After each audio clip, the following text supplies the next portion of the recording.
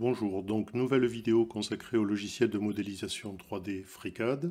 Dans cet exercice, nous allons modéliser la poulie que vous avez sous les yeux. Donc voici les dimensions, les cotes que nous allons utiliser.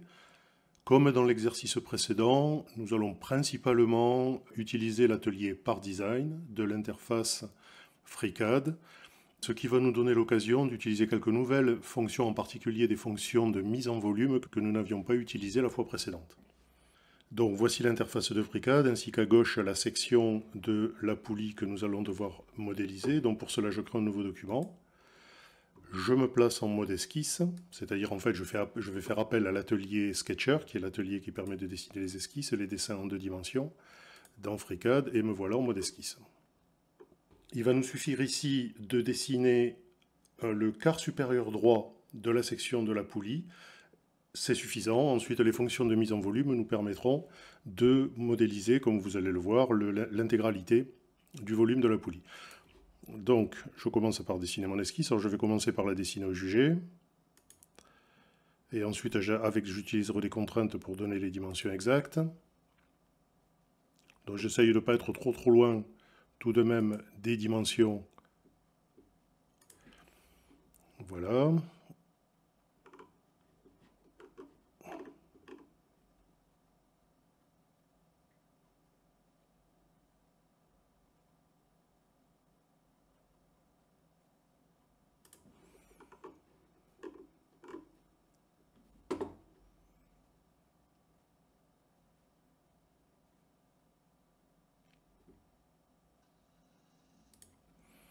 Voilà.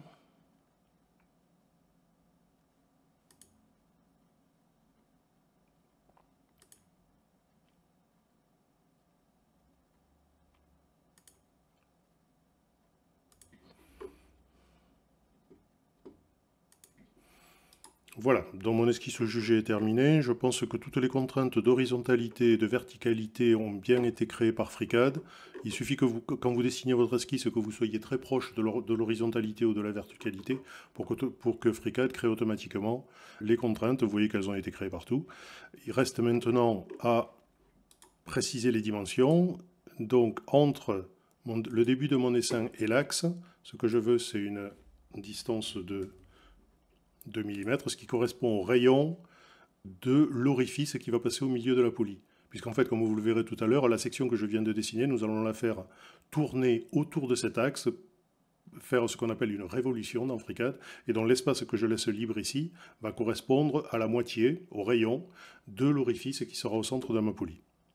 Cette longueur-là doit faire 4.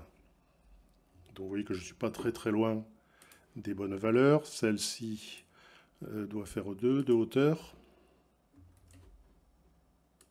Et celle-ci, 2 également, mais en dimension horizontale cette fois. Celui-ci fait 26 de long, si je ne me trompe pas.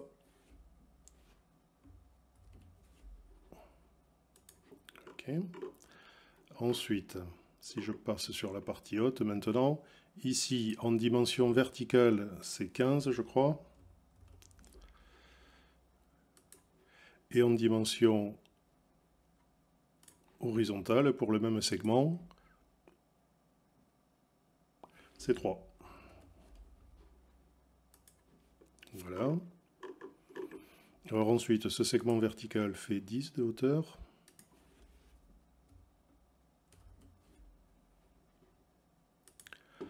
Celui-ci fait 2. Voilà. Celui-ci, en dimension verticale, fait 5.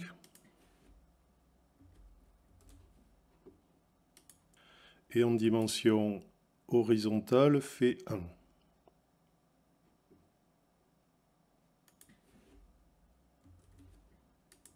Alors par contre, là, il est parti dans la mauvaise direction. Donc je vais annuler ma dernière contrainte.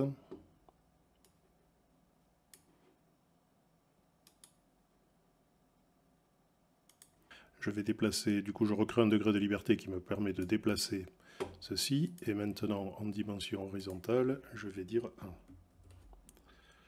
Voilà, cette fois il est bien positionné. Et celui-ci, Alors celui-ci, c'est pas nécessaire, puisque maintenant vous voyez comment mon esquisse est totalement contrainte, puisque le dernier segment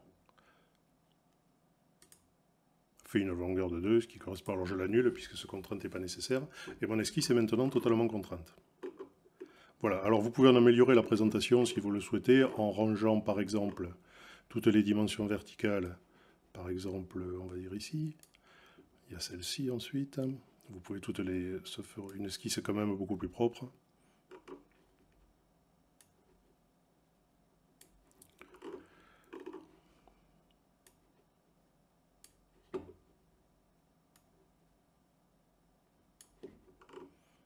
Voilà, et puis vous pouvez procéder de la même manière pour les distances horizontales. Une fois que votre esquisse est terminée, il suffit de la fermer. Voilà, et je me retrouve avec mon esquisse maintenant dans mon espace 3D, comme nous l'avions fait dans l'exercice précédent.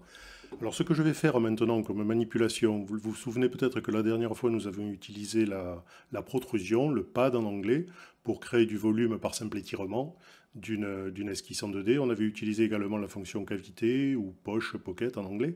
Ce que nous allons utiliser aujourd'hui, c'est cette fonction-ci, la fonction révolution, qui permet de faire tourner notre esquisse autour d'un axe. Donc si je sélectionne mon esquisse ici dans l'arbre de construction, j'active ma fonction rotation. Alors vous voyez que là, ce n'est pas du tout ce qu'on souhaite, bien sûr. Pourquoi? Quels sont les paramètres? Donc d'abord, la rotation vous demande un angle, donc nous, on veut faire retourner sur la totalité de la circonférence, c'est-à-dire à 360 degrés. Par contre, ici, par défaut, il nous fait tourner autour de l'axe vertical de l'esquisse, et ce n'est pas ce que nous voulons. Nous voulons l'axe horizontal. Et vous voyez que j'ai ici quelque chose qui correspond tout à fait à une demi-poulie, si vous voulez. Pour avoir la poulie complète, maintenant, ce qu'il va falloir utiliser, c'est une fonction de symétrie, ou une fonction de miroir, qui est ici, qui nous permet de créer un volume symétrique par rapport à un volume sélectionné. Donc je sélectionne le volume issu de ma révolution, et je demande une opération miroir. Là, l'axe le plan de symétrie qu'il a choisi est le bon. Et vous voyez que là maintenant, j'ai bien ma poulie complète. Alors vous voyez peut-être qu'ici, il a conservé une arête à la limite entre les deux demi-poulies, qui n'est pas utile, puisqu'en fait les deux surfaces sont alignées, sont planes l'une par rapport à l'autre. Donc c'est quelque chose qu'on peut supprimer en sélectionnant le dernier volume, c'est-à-dire celui issu de l'opération miroir, et en positionnant le paramètre Refine ici à vrai. Ce qui fait qu'à ce moment-là, FreeCAD va éliminer automatiquement toutes les... Et vous voyez que là, il ne traînait plus. Toutes les arêtes ou toutes les qui ne sont pas utiles. Voilà. Dernière chose qu'il nous reste à faire pour modéliser complètement notre poulie, c'est de créer ici des évidements qui permettent de gagner un peu en volume. Alors, dans la pratique, soyez prudents avec ces opérations, parce que si vous faites un peu trop d'évidements, vous allez fragiliser votre modèle si vous décidez par exemple de l'imprimer avec une imprimante 3D. Il faut être prudent avec ça. Donc, je me place dans ce plan-là que je sélectionne et je dessine une nouvelle esquisse. Et cette esquisse, je vais dessiner simplement un cercle que je place ici, au jugé pour le moment. Je vais créer pour ce cercle une contrainte de rayon de 7 mm et une contrainte de distance par rapport à l'origine du repère, que je vais valoriser à 17. Voilà, mon esquisse est totalement contrainte, je peux sortir du mode esquisse. Vous voyez mon cercle ici. Alors je la sélectionne, ma nouvelle esquisse, Sketch 001, qui correspond à ce cercle, et je vais l'utiliser pour faire une cavité, comme nous l'avions fait la dernière fois. Voilà. Alors, il me propose une profondeur de 5, qui visiblement permet de percer la totalité de la poulie. Alors vous pouvez faire un calcul pour savoir exactement quelle est la distance. Ici je crois que c'est 4 en fait, la distance qui permet de percer. Vous pouvez aussi utiliser plutôt que de dimension le mode through all, c'est-à-dire à travers tout, qui vous assure que vous allez percer tous les volumes qui sont concernés par la cavité que vous êtes en train de faire. Voilà. Et ensuite, alors vous vous souvenez peut-être sur l'image de la poulie que nous avions tout à l'heure, ce n'est pas un orifice comme celui-là que nous voulons, mais nous en voulons 5 qui sont régulièrement répartis sur la périphérie, sur ce plan-là. Pour ça, il y a une fonction que nous pouvons utiliser, c'est la fonction répétition, qui se trouve à côté de la fonction miroir que nous avions utilisée tout à l'heure, dont les répétitions peuvent être linéaires pattern en anglais, peuvent être aussi circulaires. Et une répétition circulaire, c'est précisément ce que nous souhaitons ici. Voilà, alors vous voyez que là aussi il y a des paramètres qui apparaissent ici. Donc un angle de 360 degrés, c'est bien ce que nous voulons, hein. Nous voulons que nos cavités soient réparties sur la totalité du cercle. Et par contre, le nombre d'occurrences, par défaut il nous en propose 2, mais nous en voulons davantage, donc 3, 4 et 5. Et voilà, vous voyez que c'est extrêmement simple de dupliquer comme ça un objet, quel qu'il soit, selon une répétition circulaire. Et voilà, ma poulie est maintenant terminée et correspond exactement au modèle dont nous étions partis. Donc vous voyez qu'avec ces quelques fonctions de révolution, de miroir et de répétition, on peut faire des choses assez puissantes très simplement. Voilà, j'espère que cette vidéo vous aura intéressé, que vous aurez appris quelques petites choses, et je vous souhaite une bonne route.